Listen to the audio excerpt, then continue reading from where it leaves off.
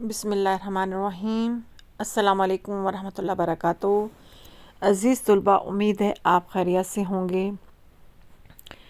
آج سبق نمبر 5 توبۃ النصوح جماعت نہم نیا نصاب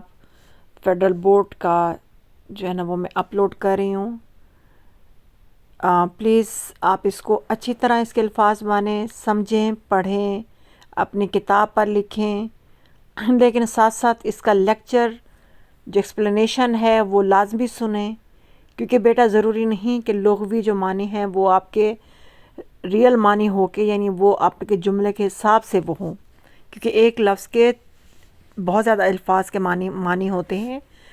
تو یہ تو کچھ ہم نے آپ کو دے دی ہیں آپ کی آسانی کے لیے، لیکن آپ استاد سے پوچھ کر کہ اس میں سے کون سا معنی جو ہے نا اس جملے میں یہ آئے گا یا نہیں آئے گا، یا پھر آپ مائی مکس پلیٹ کے چینل پر جا کر لیکچر سنیں تو آپ کو اندازہ ہوگا کہ یہ لفظ کیسے استعمال ہوا ہے اور وہاں پہ اصل لفظ کس طرح استعمال ہونا ہے۔ اس کے ساتھ ساتھ آپ اس ویڈیو کو آپ کو پسند ہے تو شیئر کریں، لائک کریں، جو نئے ہیں وہ اس کو سبسکرائب کریں، دوستوں میں